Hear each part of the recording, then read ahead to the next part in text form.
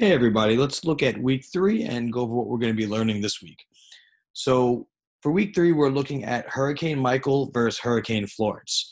We're kind of going to wrap up Hurricane Michael from week 2, as you see up here, as well as Hurricane Florence for this week. So we're going to discuss, based on the two, how every hurricane impacts communities differently.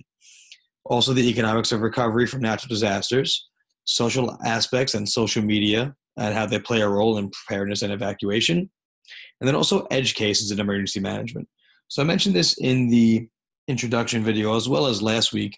When we look at edge cases in emergency management, we're looking at the 1 or 2% of populations that are affected by certain scenarios. But when you're talking about millions of people or tens of millions of people, 1% is still a very, very large number. So let's go over the weekly overview for week 3. So our objective upon completion of this week's assignments, you'll learn about how every hurricane impacts communities differently, economics of recovery from natural disasters, social aspects, and how they play a role in preparedness and evacuation, and then edge cases in emergency management, like we mentioned.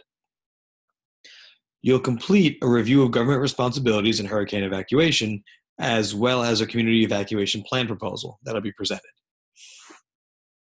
So upon completion, you'll have learned about the social ties and how they influence behavior in a disaster, so a little bit of sociology perspective. You'll understand the aspects of economic recovery after natural disasters, and you'll also understand the roles and responsibilities of in a recovery framework.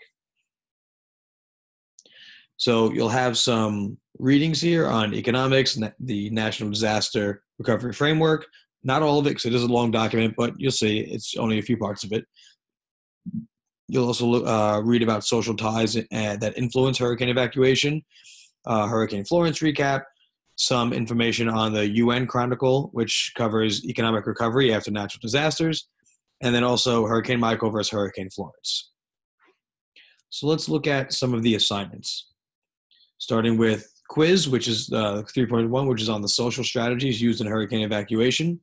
And at this point, you should realize that the quizzes are solely based on the readings. So as long as you do the readings, you will most likely get in the high 90s, if not 100% every time, especially having 2 attempts.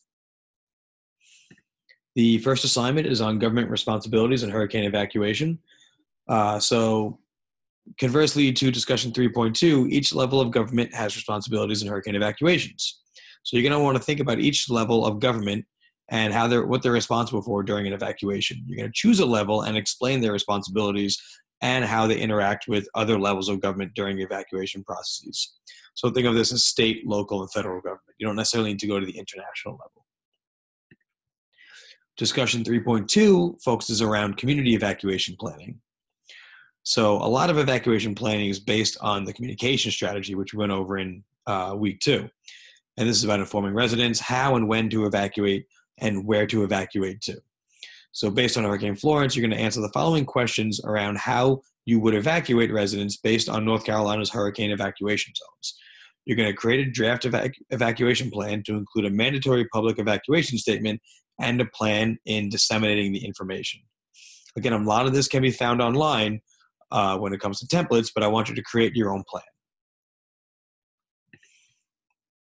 And then discussion 3.1, talking about the social aspects of Hurricane Florence. 3.2 focuses on community responsibilities in hurricane evacuation. And 3.3 is around planning for edge cases. So this video is a short recap of a couple that had to evacuate for a recent hurricane. So you'll see that as kind of an edge case based on their specific scenario. A younger couple that has a child but are under the age of 18, so can't necessarily have the same ability to rent a car, make reservations at a hotel or a motel. These are what we look at as edge cases because they're specific cases that aren't as common as others. So, as I said, that's going to be week 3. You look at a lot of evacuation planning, a lot of edge cases, and if you have any questions, we have all the resources here. You have me as a resource as well, so feel free to reach out. All right, have a good week.